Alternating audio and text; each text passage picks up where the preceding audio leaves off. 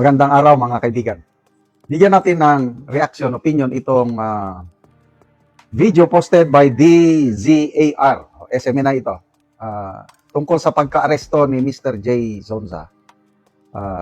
In-interview nila si Attorney Mark Tolentino.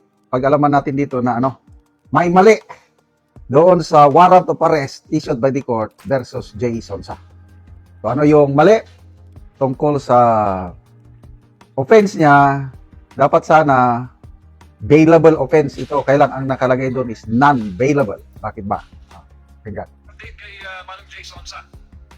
Nandito kami sa NBI. So, of course, yung standard operating procedure dito, yung medical siya, yung mga may pictures. And nandito siya ngayon. Then after here, sa Pasay, ilipat siya sa NBI Detention Center doon sa Mandaluyong, sa Muntinlupa. Opo. Considering sir, yung edad ni Manong Jay, isa rin po ba yan sa inyong itigit dyan sa NBI? Yes, we are requesting na sana bigyan ng konsiderasyon kasi first senior citizen na si Mr. Jay Zonza.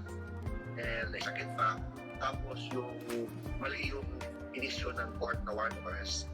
Kasi bakit dapat walang warrant dapat issue dito? Kasi nakalagay sa warrant of arrest, pinasa natin, mali, may type of error. Nakalagay doon, non-bailable or not bailable. Ang problema, ang kaso niya ngayon is unlawful publication. Unlawful publication, ang penalty is only up to 6 months, 6 years. So, ibig sabihin, hindi naman ito heinous crime na punishable by reclusion perpetua or higher. So, this is a bailable offense. In fact, hindi na kailangan ng bail nito. But maybe ang court nagkamali, ito namang NBI, nabasa nila na may warrant of arrest ng court, at sila, na-arrestuhin. So, of course, trabaho lang naman nila yan. But we will do all the legal remedies available as soon as possible. Opo. Considering na holiday bukas, Attorney Mark, yung kliyente po ninyo mukhang manatili muna dyan po sa facility. Magbakasyon muna dito sa hotel ng NBI. Yun talaga ang nangyari. So sabi ko sa NBI na, sige, alaga kayo na matanda. Opo. At ano nga yung sir, pinag-ugatan ng kaso na ito? At di ba, meron tayong tinatawag na freedom of speech. Pasok po ba yun sa depensa ninyo, sir? Ang kaso na ang base nito, yung allegedly yung pag-publish ng medical records ng Presidente Bongbong Marcos. So yun talaga ang tulong dyan. But ang issue dito, bakit sa Pasay final? So based on my research, na-file dito sa Pasay kasi ang main office ng NBI, Pasay City. But the offended party, allegedly, the offended party in this case is the President of the Philippines. Hindi naman taga-Pasay si Bongbong Marcos. O hindi, yung kanyang opisina sa Malacanang, Manila. So dapat Manila final. But unfortunately, kung tingnan mo yung record na kaso na ni Jay Zonza, wala namang under oath or any statement from the President na nagreklamo siya being the offended party. Attorney, may gabi si Admar po ito. Pero Ay, Admar, patakaran gabi. kung pwede or hindi ang paghuli or pagsiserve ng warrant of arrest sa gabi. Ay, yun na, basta under the rules, ang warrant of arrest can be served at any time of the day or night. Hindi naman ito search warrant na morning lang hanggang hapon. But ang warrant of arrest, it can be served at any time of the day or night. So, dapat nila pag-uwi na ito na batas kasi pwede ito maabuso.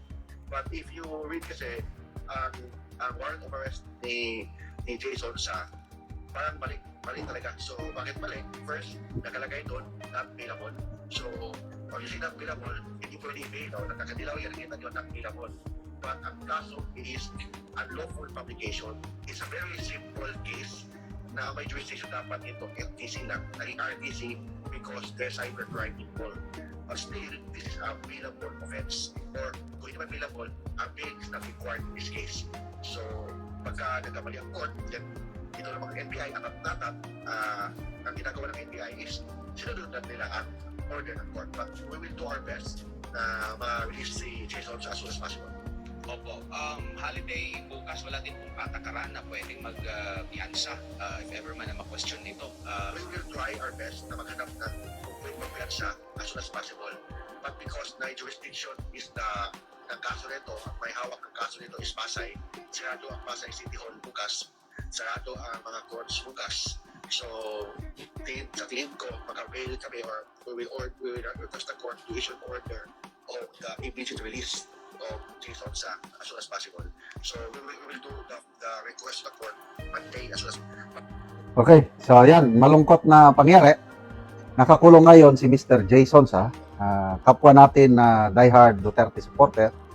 Ang punot dulo is yung meron siyang itinablis na alleged medical document ng Pangulo na hinihinaan na peke. Kaya ang kaso is false publication at saka false utterances.